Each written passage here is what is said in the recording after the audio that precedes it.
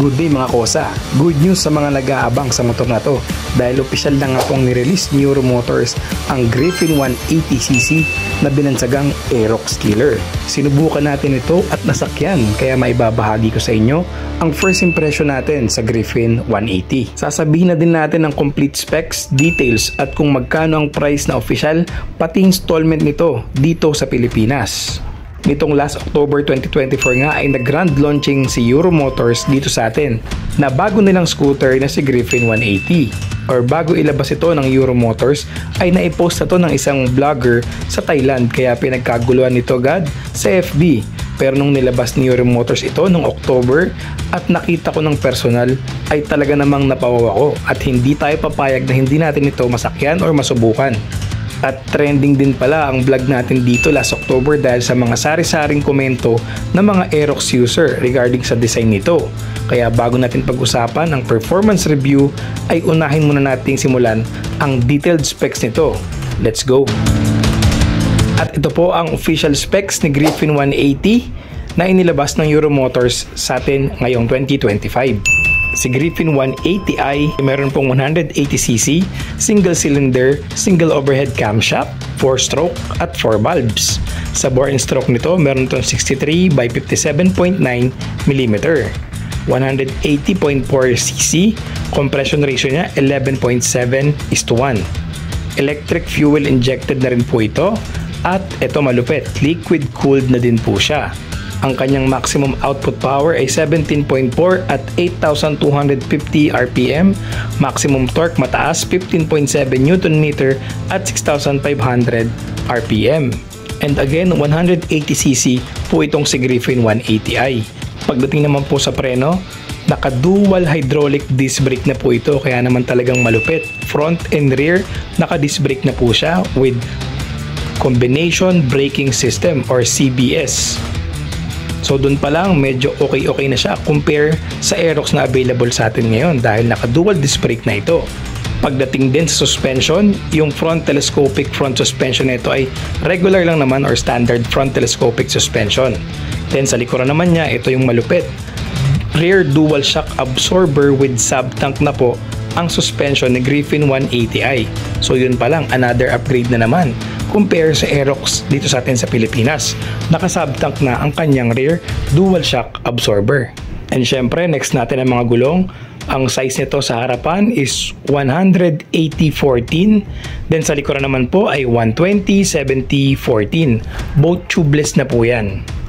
So dito natin makukumpara yung gulong sa likuran ay medyo maliit compare sa latest Aerox dito sa atin sa Pilipinas na 140 na or extra large na ang gulong sa likuran.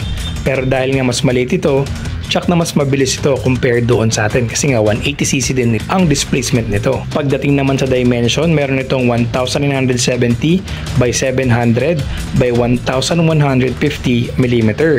Ground clearance ito medyo mababa, 100 mm.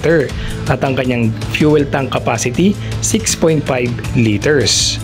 Ang kanyang timbang hindi rin ganong kabigatan, 115 kg. CVT po ito and belt drive. So para sa akin, napaka-solid na ng specs na yan at masasabi ko na tagumpay na naman tayong mga riders dahil nakapaglabas na naman ng new design with affordable price ang brand ng Euro Motors. Sa dual hydraulic disc brake pa lang, panalo ka na. Plus yung colored panel display pa nito and bright glossy color combination ng mga fairings na fresh sa mata nating mga riders.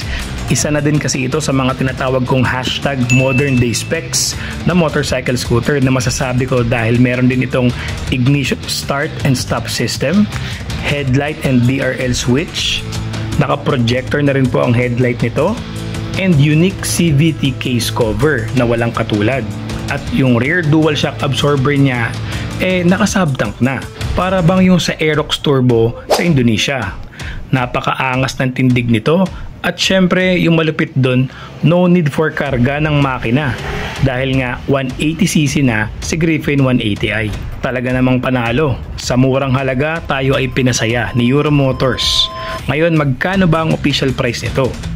Ang SRP na po ni Griffin 180i 2025 ay 108,900 lamang. Grabe, sobrang sulit niyan para sa 180cc for only 109,000. Naka dual disc brake ka na with CBS or combination braking system, with dual shock absorber, with sub-tank, projector headlight. Talaga namang panalong panalo. At ngayon, dumako naman tayo sa first impression ko kay Griffin 180 nung sinakyan ko siya at dinrive ko na. Unang-una sa lahat, malakas ang torque, may damba talaga siya. May konting delay lang sa throttle pero normal naman yan unless magtono ka ng CVT set niya. Normal naman yun sa mga scooter na automatic kung gusto mong mas bumilis ang response. Pero sa akin okay na yan kasi siguro kaya din may delay dahil medyo mabigat po akong rider. At ang next, sa braking power. Hindi ito naka-ABS or anti-lock braking system. Pero naka-CBS naman ito or combination braking system kung saan ang safety nito ay sabay nagre-response and both brakes po. Gradually po yan kapag pinindot mo for safety features or purposes. So yan po ang CBS. But still, it's understandable pa rin kahit naka-CBS ito para sa price point niya. Kaya check pa din yan sa akin. Next natin sa suspension nito. Sa front muna tayo. For me, sakto lang ang front suspension niya. Konting repack lang, ayos na. Pero it's just my feedback kasi mabigat po ako. Then sa rear shock absorber naman, goods na goods para sa akin. Maganda naman yung play niya at naka-subtank na din kasi siya. Maangas din tignan. So kung mas magaan siguro yung rider, wala kayong problema sa suspension ni Griffin 180. Sa ilaw niya, all LED na po si Griffin 180 kaya goods ako dyan. Naka-projector headlight na din kasi ang kanyang mga ilaw sa harapan. Compare sa ibang mga scooter na yung iba gumagamit pa ng bulb. So ito all LED na siya. Then, lastly, yung ground clearance ni Griffin 180. Para sa akin ay medyo mababa. Medyo lugi sa lubak kaya magsisete ka na lang or magsuslow down ka kung may malalim na lubak or mataas na humps. So far, kung i-rate ko si Griffin 180 from 1 out of 10, number 8 siya para sa akin out of 10. 8 dahil sa price point nito, wala ka nang makikita ganito kamurang scooter na naka-dual disc brake na, tapos naka-projector na ang headlight at naka-subtank pa ang rear shock absorber. Plus 180cc pa po ito for only 109,000 pesos. Solid talaga. At syempre para sa mga nagtatanong sa installment niya, ito naman po ang price niya for installment. Griffin 180i, cash price 108,900 pesos only. Installment niya, minimum down payment 10,890 pesos. For 12 months, 9,543 ang monthly. For 24 months, 5,152 ang monthly. And for 36 months or 3 years ay 3,685 pesos lamang ang monthly. O ayan, alam nyo na ang complete details kay Griffin 180 from Euro Motors. Comment down below kung pasok sa inyo ang price nito at okay ba ang specs niya. Once again, this is Vlog ni Kosa for Motorcycle Update 2025.